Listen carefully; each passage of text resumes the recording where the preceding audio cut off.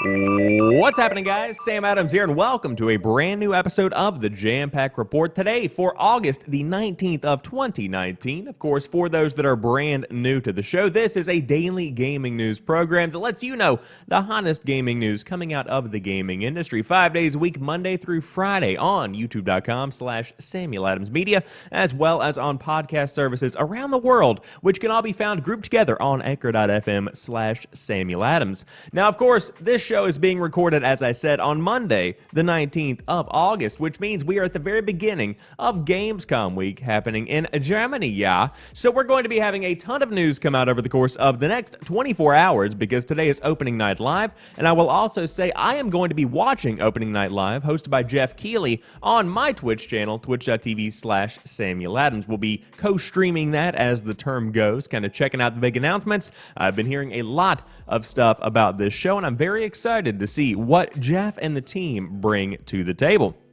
including some stuff from a little Hideo Kojima, so that could be pretty interesting, but that's all beside the point. That's happening in the future. What's happening now, or specifically what happened over the weekend?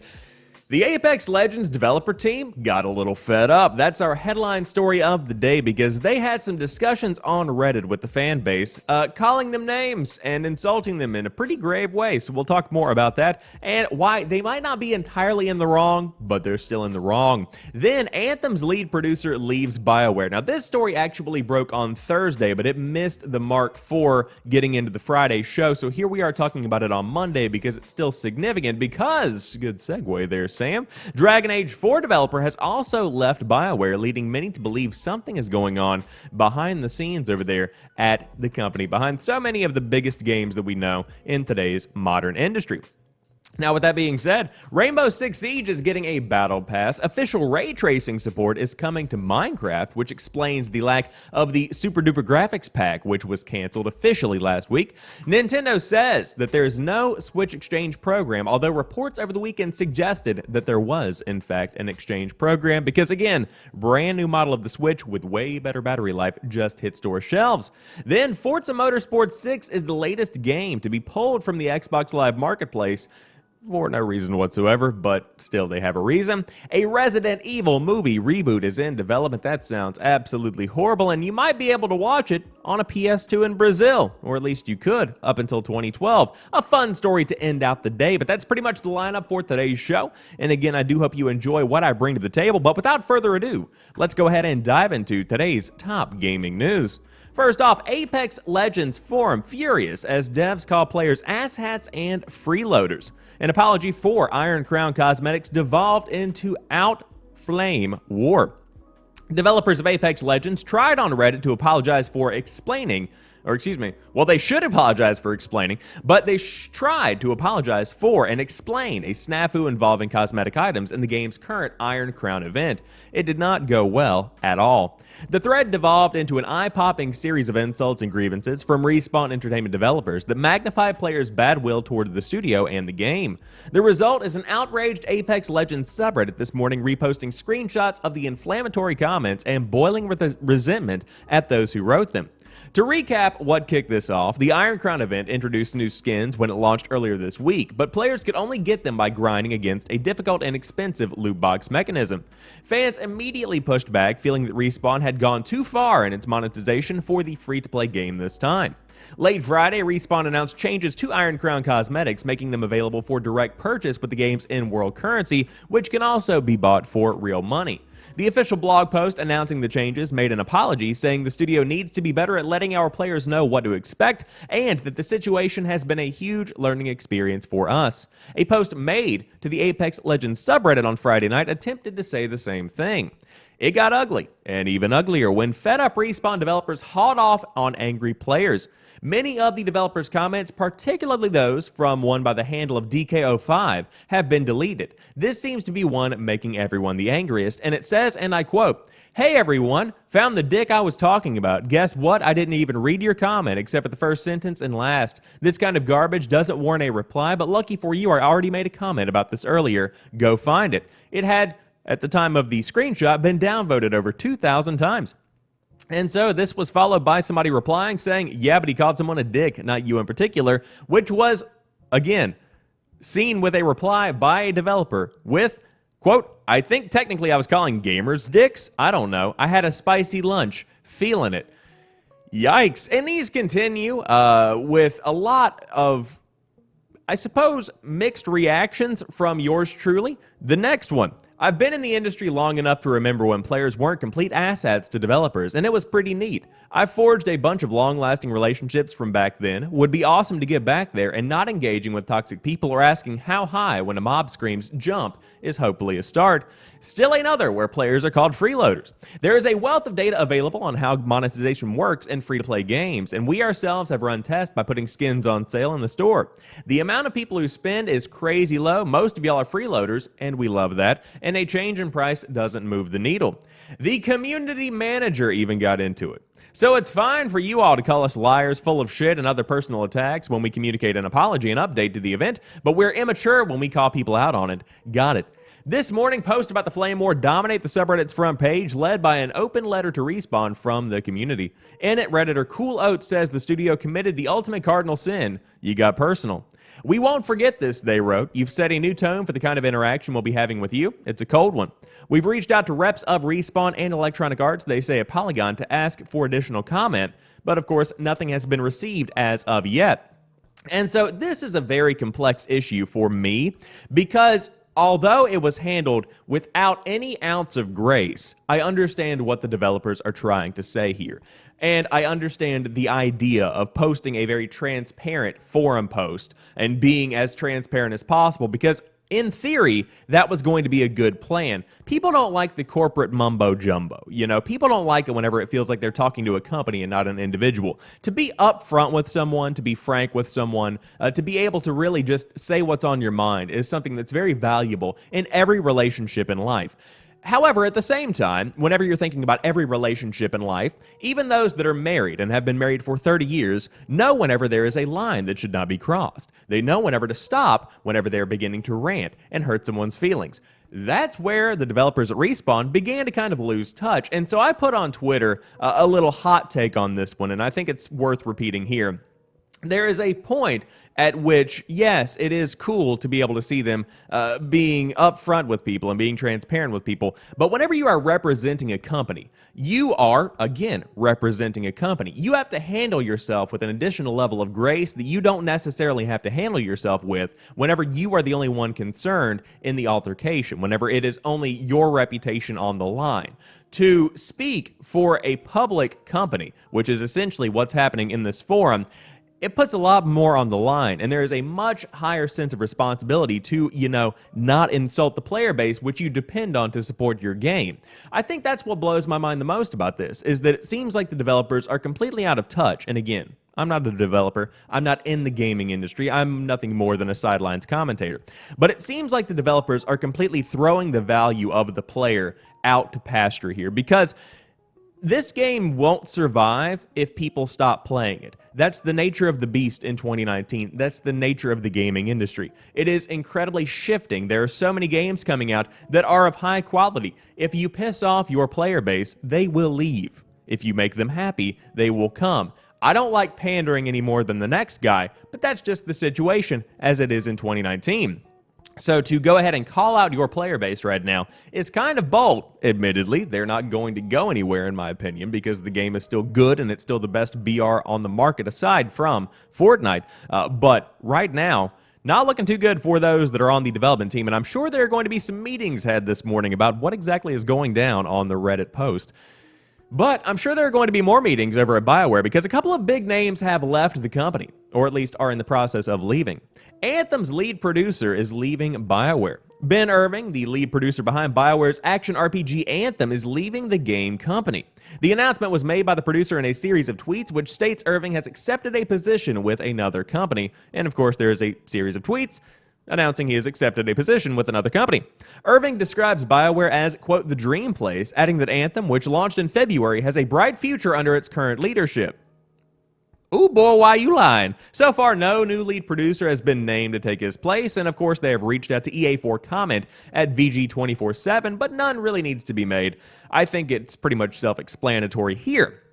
So, Ben Irving, of course, long-time big boy over there at BioWare, dipping after BioWare, probably because dipping after Anthem, probably because Anthem is absolutely a dumpster fire at the moment. And I really do feel bad for the developer team and the development team behind the scenes at Anthem or on Anthem, because they have been working tirelessly to relieve the player base of the task of waiting, which is obviously going to be pretty heavy on a lot of people. All of this to say there's a big new event happening right now in the world of Anthem, and no one seems to care. The Cataclysm event has finally arrived. It's been in development for months and months and months. It lands, nobody cares. Not a single soul. I haven't seen anybody in the online YouTube community, the online streaming community on Twitch or Mixer, nobody cares about Anthem, and I'll tell you why. They missed the window because they had an opportunity before the team at Bungie left the, over reign of Activision. There was a chance to actually come in and make a genuinely good looter shooter that could potentially dethrone Destiny and kind of maintain its position as the big go-to looter shooter for Twitch streamers, for those that enjoy that kind of game. That ship has since sailed because, again, you have Destiny 2 Shadowkeep coming out. You have New Light, which is a free-to-play version of Destiny coming very soon. On top of that, you've got Borderlands 3, which, although albeit a bit different, does have that same kind of setup. Anthem isn't going anywhere, and Ben Irving is probably a bit wise to go ahead and join up with a different company. But I don't know what's happening with BioWare, because Dragon Age 4 developer has left BioWare after 12 years, Fernando Melo. In what is a second high-profile departure for BioWare within a week, Dragon Age 4 lead producer Fernando Melo has announced he is leaving the developer after 12 years of service. Melo revealed the news in a Twitter thread where he clarified that the decision to leave was his own and something he had been considering for a while. He wrote, today was my last day at BioWare. After 12 years, that's a heck of a lot of feels. More cushy language with him signing a beam above a pub ceiling, whatever. Anyways, there's his email, resigning, yada, yada, yada, happy good times, it's been really nice, friends have gone on that he missed, etc., etc. Full statement is up on his official Twitter account at Disco Babaloo, which is a golden Twitter handle, I must say. And of course, this is on the heels of Ben Irving announcing his departure last week. And so the big question here is, what's going on with BioWare? You've got the big name games. You've got Dragon Age 4 lead producer dipping out. You've got the Anthem guy, Ben Irving, dipping out. Is BioWare beginning to fall apart?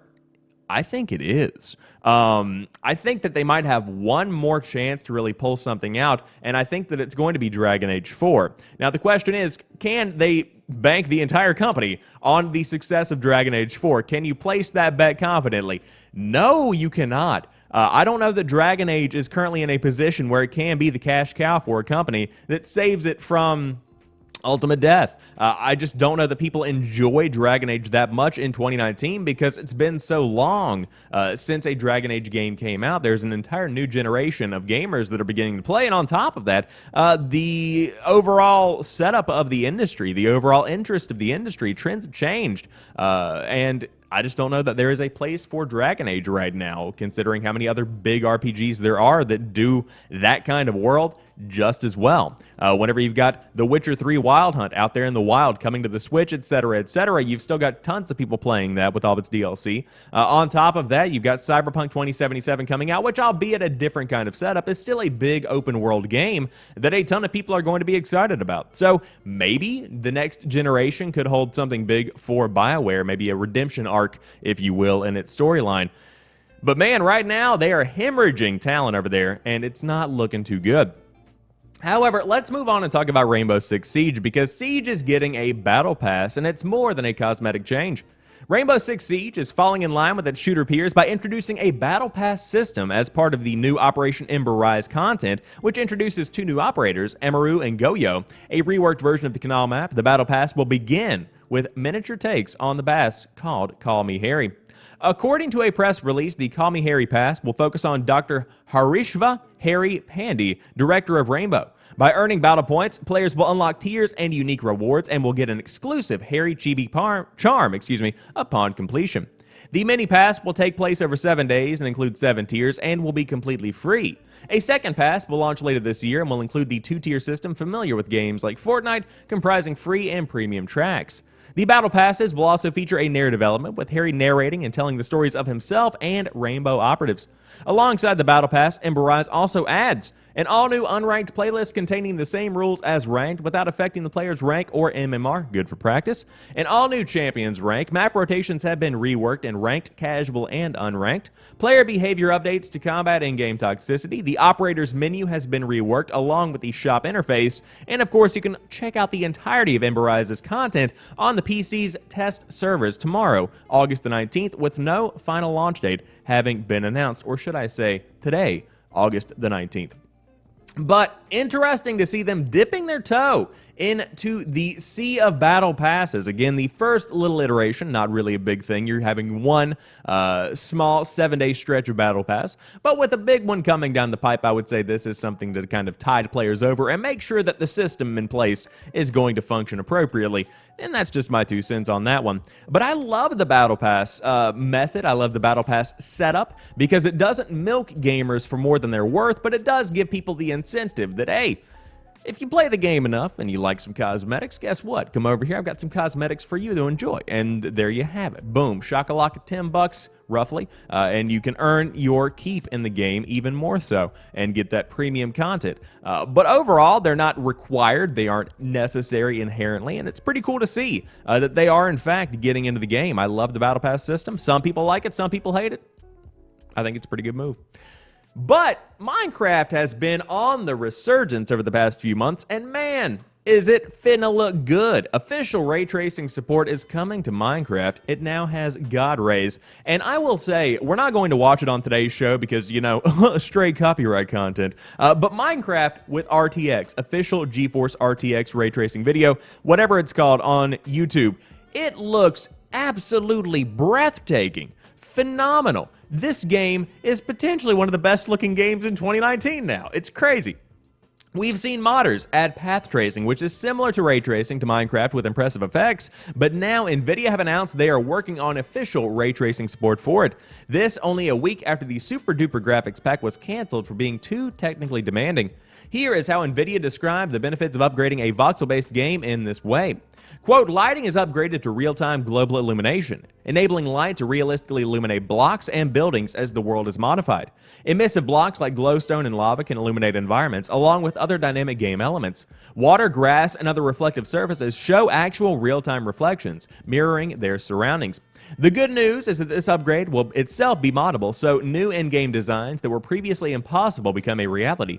Be those a spooky ravine that fades into darkness, filled with hostile mobs drawn to the light of the player's torch, fun houses made of mirrors, or caves that glow with the precious resources or dangerous lava within. According to Polygon, we can expect ray tracing to arrive in Minecraft within the next year.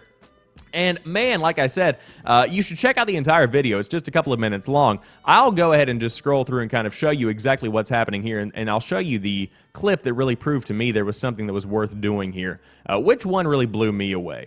There was one that was just mind-blowing. We'll just kind of scroll through the video. This stuff right here, do you see this? Are we seeing the exact same game? Because this is truly breathtaking when it comes down to the lighting system, when it comes down to the immersion of the game. And I understand that we're talking about Minecraft here, but come on, look at that beauty. I mean, whenever you're talking about a game that continues to grow and evolve with time, and whenever you're talking about a game that continues to be popular in 2019 with updates and mods beyond belief, this kind of immersion, this kind of lighting system, this kind of reflection system, look at the wolf on the gold or whatever that thing is. You see that thing? It's incredible to watch. The diamond, oh my gosh. This game is totally worth checking out with ray tracing, and I will say that as we meander on into the next generation, this kind of tech is what's going to be putting the next-gen consoles far above what we have today. Because the PlayStation 4 and the Xbox One, they can make high-res textures. Sometimes, you know, depends on which model you get. PS4 Pro, Xbox One X, yes, you've got high-res textures looking crisp. On top of that, you've got nice lighting. But whenever you're talking about what really sets the bar for what to expect for the next gen, it is stuff like RTX. It is 4K 60 or above. That is what you can expect from the next gen. And if it doesn't hit that, if those marks aren't hit with the next gen, there isn't a reason to upgrade, in my opinion.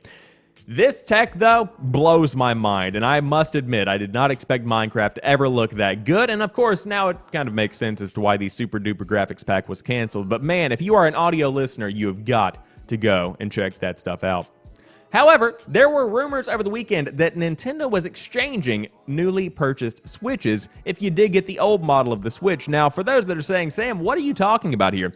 There are two models of the Nintendo Switch out right now. There is a third coming in just a couple of weeks with the Nintendo Switch Lite, but the two that are currently on store shelves include the Day 1 Nintendo Switch and then a brand new version with pretty much double the battery life. That didn't really make too many rounds on the media, and it wasn't an official update.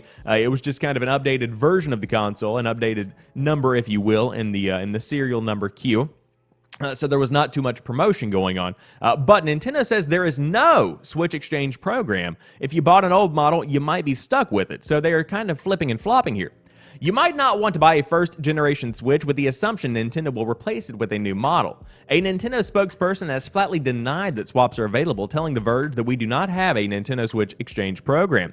It is not clear why customer service representatives are saying otherwise. We've asked for comment, they say at Engadget, but it could be a matter of PR and service reps receiving conflicting information.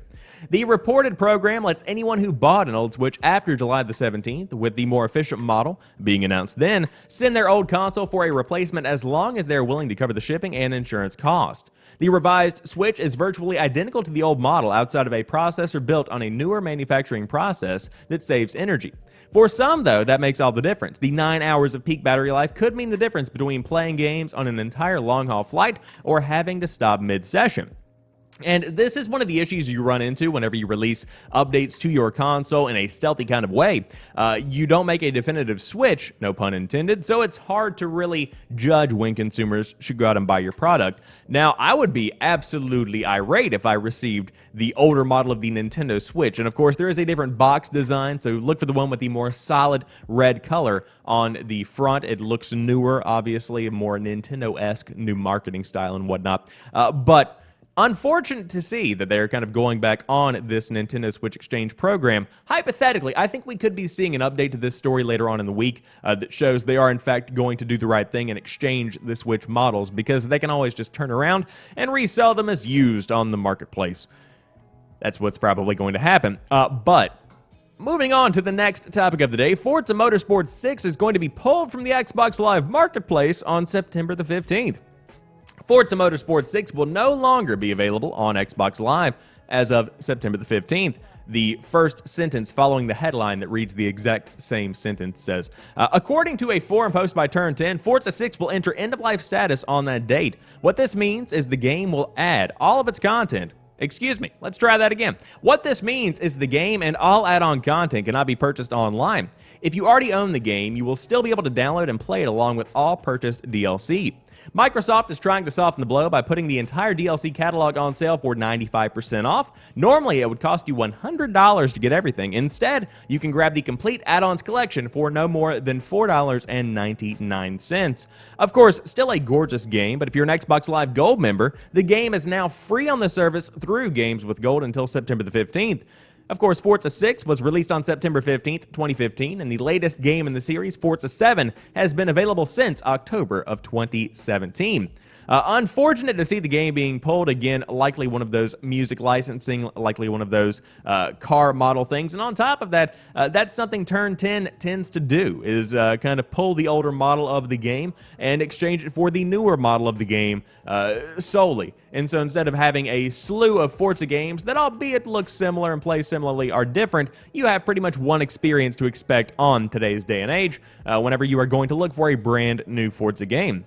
Now, it has been a couple of years since a new Forza game was announced. In my opinion, I think they're taking the additional time to kind of beef up the first next-gen entry that's going to be coming out on Project Scarlet, so you should be seeing a pretty beefy entry for the Forza series whenever the next consoles launch. But if you are wanting to play Forza Motorsport 6, again, free right now with Xbox Live Games with Gold, all of the DLC, normally $100, $5. If you did want a stellar racing game that, albeit a couple of years older than Forza Motorsport 7, still looks and plays very, very well. Although 7, much better. Now, you might not be into games, and then I would say, why did you listen to the podcast that long? But on top of that, you might be into movies. A new Resident Evil movie reboot is in development, with our fingers crossed hoping it is actually good. There were rumors of a Resident Evil Netflix series doing the rounds back in January, and whether that is still in the works, if it ever was, now there is news of a movie reboot. Screen Rant asked director Johannes Roberts, previously responsible for several movies I've never heard of, like 47 Meters Down and Forest of the Damned, about the untitled Resident Evil project his name was attached to on IMDb. Here is what he had to say. Quote, "We are in active development of that at the moment. I pitched them a take and they really loved it, so we are just gearing up on that as we speak, really. I'm in the office all the time there, so yeah, it's great. It's going to be super scary. It's super scary, and it's just getting back to the roots of the game. I think at the moment I'm not really allowed to say much more than that, but it's going to be a lot of fun." Things like getting back to the roots of the game and calling it super scary seem like fan-pleasing moves, especially considering how the previous movie series transformed into increasingly over-the-top action as it went on. Who knows how it will shake out, or even if it will shake out. But overall, I think this could potentially work, considering where Resident Evil is in the day we are talking about this, of course, 2019. So, right now, there is a lot of potential within the overall world of Resident Evil. Even if you don't focus on a story that's already been told, such as the story for Resident Evil 2's remake, which I think would make a fantastic movie, if you even didn't focus on stuff like that, or even Resident Evil 7, or any of the stuff that happened in between, and you set a movie in this world where there is an outbreak, where you do have the Umbrella Corp, where you do have Raccoon City even, stuff like that, just the set pieces are ripe for a good movie. I think it's all very much so possible. That's kind of what we could be seeing. Of course, I would personally love to see something with, as I said, Resident Evil 2's remake. Considering the success of the game, I think that story lends itself very well to actually being a movie itself. But I suppose we will have to wait and see. It seems like things are beginning to get rolling on the brand new movie, and of course, we will keep you updated on that Netflix series, if there is in fact a Netflix series. But you could, up until 2012, watch Netflix on a PS2, so unfortunately, no Resident Evil for you in Brazil on the PS2, but hey, you could back in the day. A fun story to end out the day. Netflix on consoles was a much different experience a decade ago. Today, users just download an app, log in, and start watching some TV or movies. But back in 2009, depending on your console, you might have to order a disc from Netflix and link your account to their service to watch whatever was on Netflix in 2009. Amazingly, even some PS2 owners could get these discs. Stop Skeletons from Fighting released a video recently that covers the entire history of Netflix on consoles, from the first Xbox app all the way to the Wii and PS3 discs and beyond. If you had a PS3 back in 2010 and watched Netflix on it, you might remember those streaming discs. These were required on Wii and PS3 to watch Netflix due to an exclusivity agreement Netflix had with Microsoft and the Xbox 360. The deal was only the Xbox 360 could have an instant app streaming, so the disc allowed Sony and Netflix to sidestep this agreement. But something really interesting that is quickly mentioned in the video is that for a short period of time, PS2 owners in Brazil could actually boot up Netflix on their PS2 consoles. This service also required a disc plus a memory card.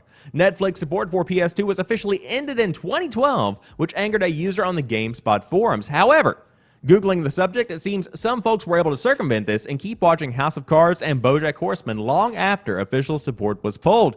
The full video from Stop Skeletons from Fighting is an entertaining look back at the short period of time when Netflix was still growing into what they are today and was using consoles and deals to help build their massive audience. And so, of course, the video itself, really good. Highly recommend checking it out. But very interesting to hear the PS2 was, at one point, a place you could play Netflix movies. The console that just keeps on giving. That one was absolutely my golden boy. Gonna miss it dearly. Still miss it dearly. Have one behind me, but I don't play it that much. However, very cool to see that this was something that was a thing, and I love the little small niche gaming history that pops up from time to time, such as this. However, that rounds out today's episode of the Jampack Report. Of course, as always, I do hope this one has found you well, has tickled your fancy, and if you did enjoy, be sure to drop me a like down below on the YouTube video. If you are listening to the audio feed, subscribe to the podcast wherever you get your podcast. I would appreciate that very much because I love bringing you guys the hottest news 5 days a week, Monday through Friday, again, on YouTube and on Anchor. Links are down below, all of that good stuff. I will be live, again, streaming the opening night live show on twitch.tv/Samuel Adams around 2 p.m. Eastern Time today, August the 19th, on twitch.tv/Samuel Adams if you do want to drop by and check it out. But if you don't, you don't. That's totally cool. It's still going to be a good show. Until next time, I will talk to you later and enjoy the rest of your day. Peace.